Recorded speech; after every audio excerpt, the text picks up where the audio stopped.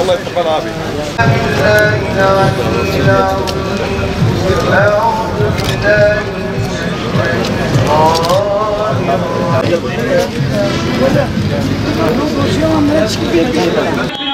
Denilmezse bugün Kudüs'ün esaret altında olması gibi Kahire, Mekke, Medine ve diğer İslam şehirlerinde benzer tablo çizmeleriyle girmektedirler. Kahrolsun İsrail, kahrolsun Amerika.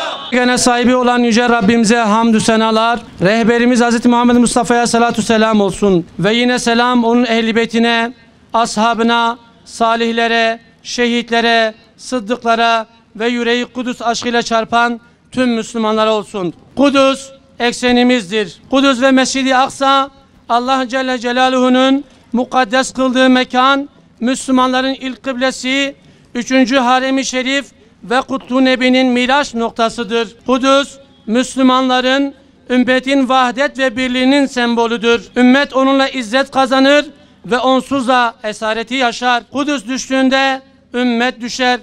Kudüs düştüğünde insanlık düşer. Bu dava ümmetin ortak davasıdır. Kudüs İslam ümmetinin onurudur, izzetidir, şerefidir. Müslümanlar Kudüs'ü özgürleştirmek ve işgalci Siyonistlerden temizlemek ile mükelleftirler. Kudüs bizimdir, bizim kalacak. Bir asra yakındır ümmetin ilk kıblesi, İslam'ın mukaddes toprakları, İslam'ın ve Müslümanların en azılı düşmanı olan Siyonist Yahudilerin işgali altındadır. Büyük şeytan Amerika ve İslam düşmanı batılı devletlerin desteğiyle barbar Siyonistler İslam ümmetinin onuruna, izzetine, namusuna, kutsallarına göz dikmiş saldırmaktadır. Siyonist katiller ilk kıblemiz Mescid-i Aksa'nın hürmetini ayaklar altına almakta, orada ibadet eden Müslümanlara saldırmakta, en kutsal 3. mabedimize necis çizmeleriyle girmektedirler. Kahrolsun İsrail, kahrolsun Amerika. Her gün Kudüs'ten, Filistin diğer şehirlerden gelen cinayet ve katliam görüntüleri ekranlara düşmekte. Siyonistler kadın, çocuk, genç yaşlı dinlemeden mazlum Filistin halkını katletmektedir. Bu katiller sürüsüne dur denilmezse bugün Kudüs'ün esaret altında olması gibi yarın İstanbul, Tahran, İslamabad, Kahire, Mekke, Medine ve diğer İslam şehirleri de benzer tabloyla karşı karşıya kalacaktır. Müslüman uyuma, Kudüs'e sahip çık. Ey İslam ümmeti, ey Müslüman idareciler, ey İslam alimleri, kanaat önderleri, aydınlar, hürriyetlerine düşkün müminler, gözlerinizi açın. Emanet olarak bırakılmış olan bu mübarek topraklar için mücadele etmek sadece Filistin halkına bırakılacak bir sorumluluk değildir. Tüm ümmet yaşananlardan sorumludur ve Kudüs'ün yeniden fethinde gücü nispetince mesuliyet taşımaktadır. Filistinli Müslümanlar bütün İslam aleminin yükünü omuzlarında taşıyarak ümmetin izzetini korumaya çalışmaktadır.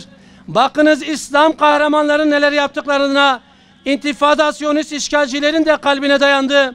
Artık sözde başkentlerinde bile Müslümanların kahredici direnişlerinden direniş şahlanıyor.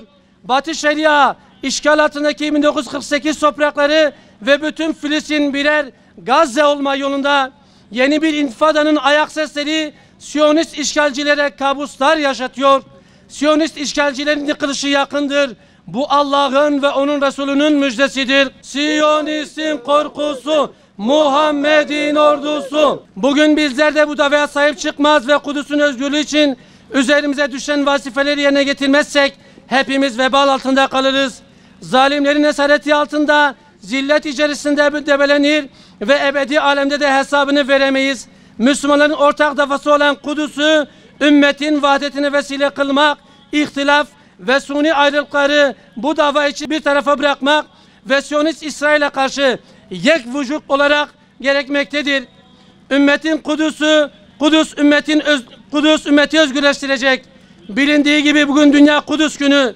Bütün Müslümanlar dünyanın dört bir tarafından meydanlara akın etmiş, Kudüs davası için bir araya gelmiş vaziyette.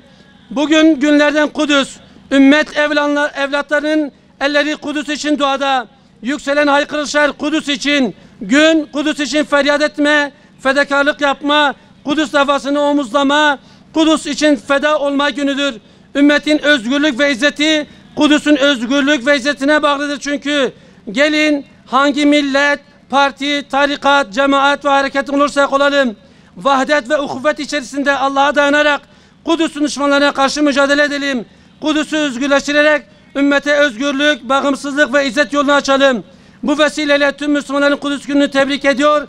En kısa zamanda bugünün özgür Kudüs'te ve Mescid-i Aksa'da kutlanmasını Yüce Rabbimizden diliyor. Bu dava uğrunda mücadele eden, bedel ödeyen tüm kardeşlerimizi minnetle yad ediyoruz.